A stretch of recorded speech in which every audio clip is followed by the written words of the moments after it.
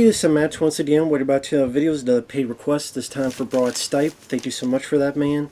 And for those interested in requesting any type of videos, topic, review, versus, a reaction, re-review, commentary, whatever it may be, feel free to send it either directly to my PayPal or join my Patreon. Both links are down below in the info box.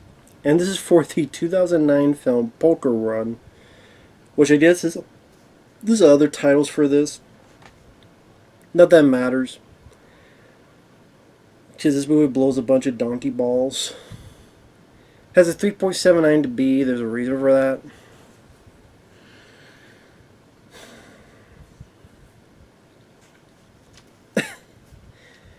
It's trying to be hostile, but with motorcycles. I guess if somehow it's an enticing bit of business for you, that's really what it was. It's fucking two people who are lawyers who have wives.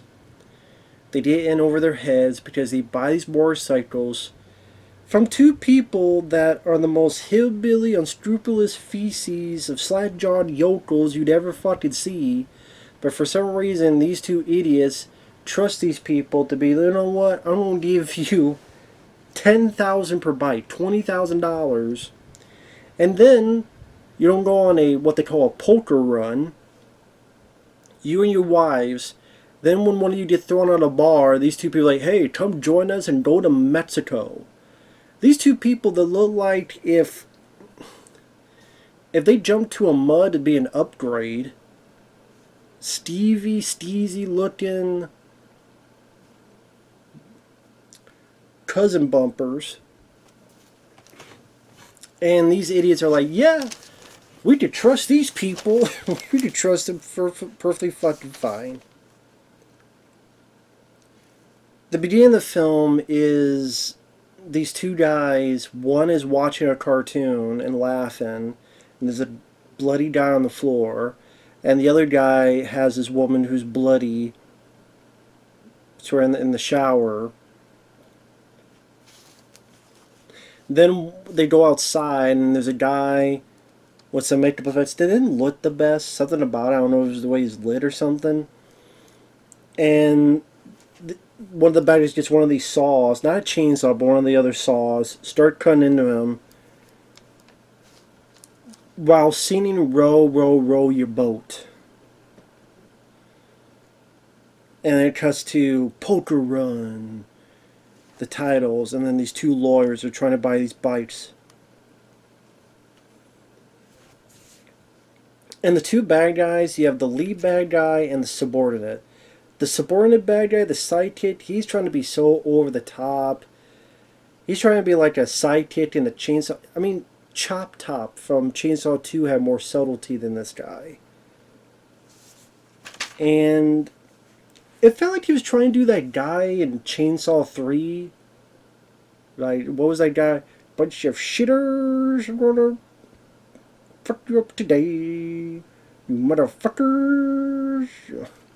Whoever that guy was in Chainsaw 3, this guy's like doing a bad impersonation of that guy.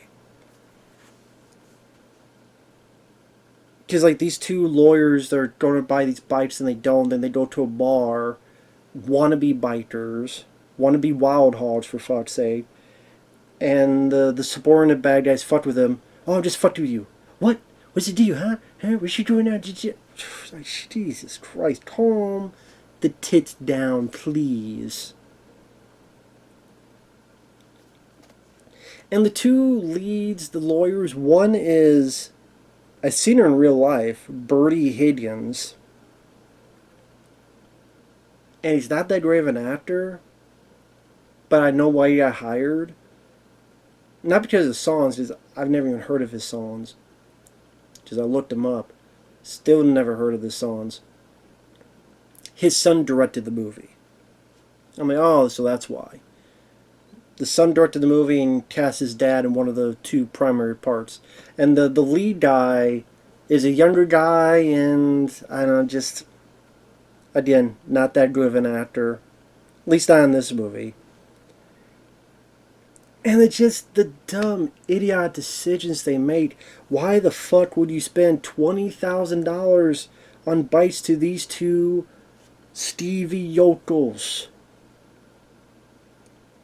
That people in Deliverance look like Wall Street bankers compared to these guys.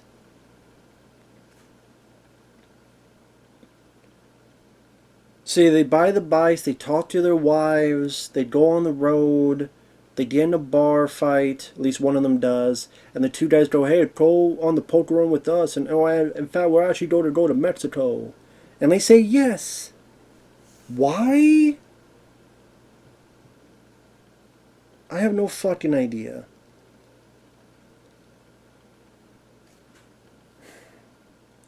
And then, yeah, it's a bit like Hostel with motorcycles. You know, in Hostel, you're trying to find out, it seems like everybody's in on it in this whole area. Here, it feels like where these two guys go, everybody just in on it. Why? I don't know. The most you hear is, we get paid. But how much money do these fucking two bikers have? Most of the stuff they do is they buy a bike, or they steal a bike, and they sell it. They steal motorcycles, they sell it. And you get maybe a hint of some kind of human trafficking, a little bit hint of it. But are these two guys really have that much power and money that they could affect everybody that seems to be on this fucking road, from motel owners to people living in RVs to a guy that's like a Five Shies Away trying to do a Breaking Bad impersonation? Walter White, he was not. Like, there's a motel owner that's with the two bikers, and he says, you know, last time you were here, there was a dead bitch in the shower. You know how hard it is to get a dead bitch stink out of the shower when there's a dead bitch in there? Did Rob Zombie write the fucking movie? Like, I had to recheck to see if he wrote. No, the director was also the writer, and also maybe the, I don't know, the guy who baked the pies, or whatever the fuck he did. And then for some reason, the lead guy, the younger guy, his wife cheats on him with the bad guy biker. Why? I don't know. Because it seems like by that point, the two were actually in a good couple, as in they liked each other, there was no fighting, there was no arguing, there's no build up to that. In fact, when the one guy got kicked out of the bar, the other lawyer and his wife were in the bathroom making out and doing a little bit of drugs. So, the two leads, I don't really find that likable. They're too fucking stupid. They're the type that would bring an umbrella to go see Purple Rain in the theater. The type of people that would go into a Taco Bell and think they were literally at the border. The wife of the younger guy I don't care about because she's a cheating hoe. Her. A whore. Not horror. Her. Whore. And then the other wife, she's just kind of bitchy to her husband. Why do we need to do this? You need to grow up. I want to have kids. Yeah. Who am I supposed to like and root for in this fucking movie? Filmmaking wise, a lot of times there's the up close shots and they're trying to be shaky like this. There's a bit where, because we're trying to find out is, lo and behold, these two bikers that we already know are bad guys from the first scene of the movie, they turn on the two leads, they kidnap their wives, they leave this thing going, follow our game, and you'll get your wives back. Which means, go to this area, find a node, you don't have to kill this guy, or otherwise I'll kill your wife. If you don't believe me, here's a box, got one of your wife's fingers in it, so you know I'm serious. I guess they're leading these two along this journey to kill some people, and they'll frame them for the crime. And it seems that there'd be a lot easier, more concrete ways to do this, but I don't know. Especially when you have so many people in your back pocket anyway. Like, it feels like you have dozens of people in your back pocket along the stretch of road. Seemed to be a lot. It seemed like you could just kill them and get away with it because everybody else is in your back pocket. It seems like you could do this shit yourself because you paid everyone else off, apparently, or whatever the hell. An empty gun, one bullet, and an ace card was where they were left, and then that's where they go to this bar, and there's a guy who, for a split second, I thought was Bill Moseley from Devil's Rejects, but it's not. Because it's the same like beard, hair, it's not though. Kilgar, the wife dies. But like, there's a bit where the bad guys have the wives, and one of them needs to use the bathroom, so that they find this family in an RV. And so many times the shots are just up close to this guy. Hey, how's it going there? Up close to this lady. Oh yeah, how's it going? It just, for some reason, like, the director now just has all these up close shots for some reason. And this scene makes zero sense when you get to the very end of the film, which I'll get back to that in a minute. So a lot of up close shots. At times it just is this cheap feel to the film with the cinematography. I don't know how else to word it.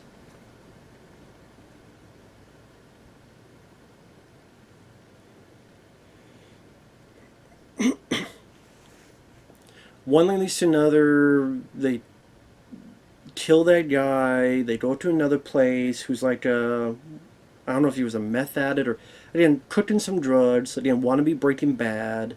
They try to get information from him. I'll cut to those guys, to the one bad guy talking with the cheating wife, and then the subordinate bad guy with the other guy's wife, and that guy wants to be a daddy. So he has that wife, and then there's a little girl they kidnapped, and the subordinate who try to be more hyper than Chop Top from Chainsaw 2. He's like, I'm going to be your daddy, and we're going to have a party, and put these, like, clown masks, put these on. Pulls a gun on, you better put them on. We're going to have a little party.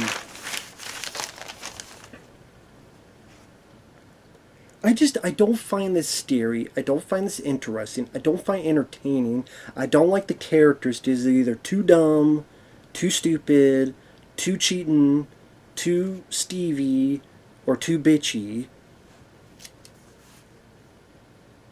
You want to see stuff like this? Go watch The Hitcher with Rutger Hauer. Or even Highwaymen with Jim Caviezel.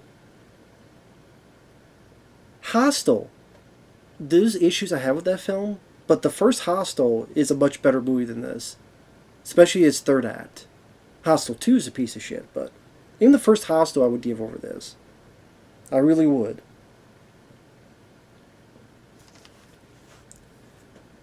So one thing leads to another. They get more clues. One of them tosses the sheriff, but that was a mistake, because the bad guy kills the sheriff, grabs the guy who's Bertie Higgins, the singer, the director's dad. Spoiler alert, he gets tied up, chained around his neck. Motorcycle rips his head off. One of the big gore gags in the movie. The lead guy, who at this point, I don't even know if he realizes Buddy's dead. It kind of seems like he forgets about his buddy, honestly. Because he comes across the bad guy. There's the wife. The bad guy says, "How's it feel to be a killer?" "Yeah, you're a killer now, hon." Trying to go on this whole monologue that's not warranted and not earned, because the movie's not that deep of a movie as it thinks it is. It's not The Hitcher, Rutger Hauer. Doesn't have these deep meanings and themes. It's just a shitty wannabe Hostile ripoff type of movie, only with bikers in it.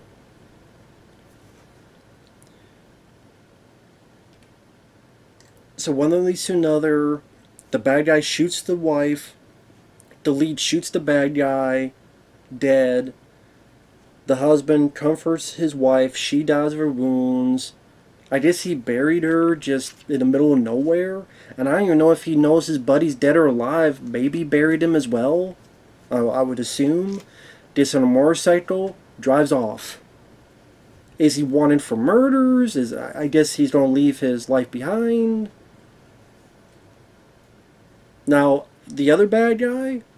Well, that other wife fights that guy. The little girl gets a gun. They shoot him. They don't make sure he's dead. They just shoot him to make it seem like he's dead. They run off.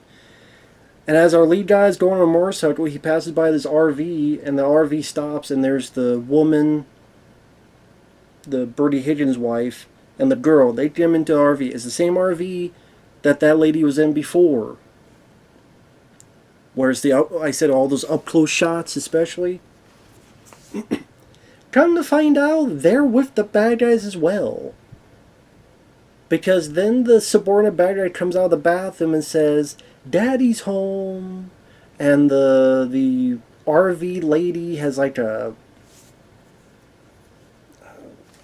meat cleaver, and the driver's laughing, and I'm sitting there going, "What the fuck is going on? Is it this RV is that guy's family? They're part of this." I don't want to say cult because it doesn't really say it was a cult. It just said that they were getting paid off. Were they paid off? Why in the scene previously did the other bad guy make it seem like this RV were total strangers and they didn't know each other? Why even make that distinction? Like, why is the main bad guy having this girl use the bathroom in his RV and taunting these guys as if they're strangers?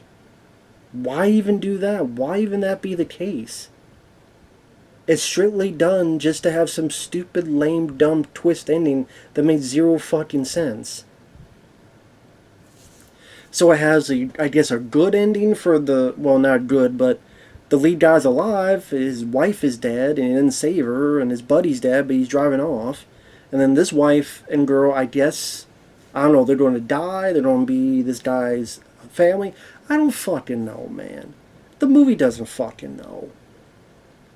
It's like it wants to have his cake and eat it too.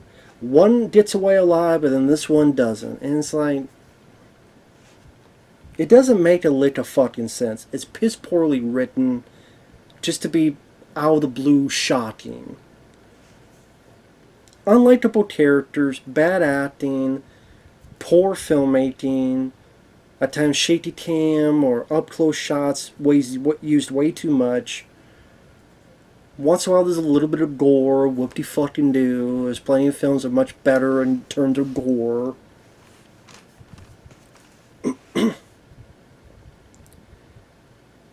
You don't care about the lead characters because they're so fucking stupid. You don't really care about the wives getting saved because, again, one cheated on her husband and the other was just bitchy the whole time, and that's all you've gotten for a characteristic on her. So you don't care about their predicament, and you don't care if they get saved. Sometimes tries to do this flashy wannabe Saw editing. These flashes here and there.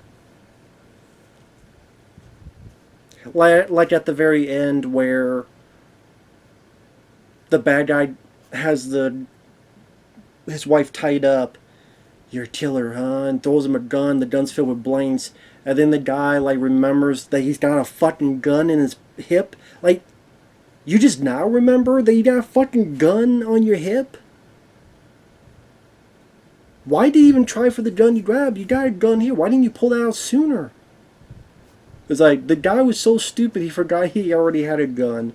So, just so, flashed where he got that gun before, in case the audience too stupid to remember that he got that gun earlier, pulls it out, shoots the guy while the guy shoots his wife. Well, actually, the guy shot his wife, and then the guy... I'm sitting there going, as soon as the guy turns, you should pull out your gun and shoot him or something, but... Or fuck the gun you're giving me. I have a gun. Why do you even try to grab that gun? Get the gun you already have. And again, the guy's so fucking stupid. And just... I can see why this gets a 3.79 to be. It's a very dumb, frankly boring movie with idiotic characters making incredibly stupid decisions.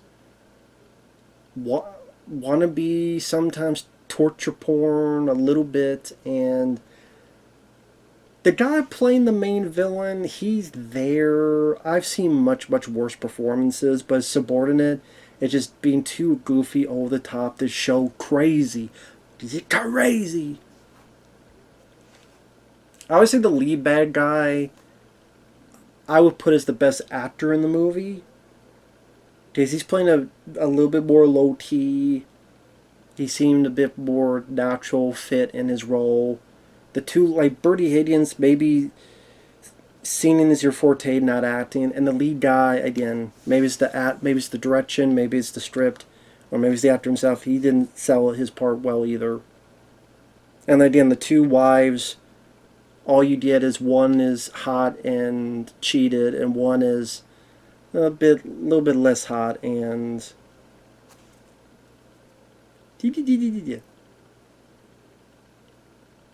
And the ending, like, why even have this twist ending just for the shits and giggles? I don't know. Again, sometimes dialogue felt like it was written by Rob Zombie. Like I say, if you want to see this type of thing done on a road movie, just go watch The Hitcher. 1986. Always go back to watch that film. This film just piece of shit. As the song says, you gotta know when to hold them, you gotta know when to fold them, and you gotta know when to walk away. And this film just walked the fuck away from, rest in peace, Kenny Rogers. As he said, just walk away. I know when to run. Run away from this fucking movie. It's on Tubi. If you want to see, it's on Tubi. We'll see you later. Bye-bye.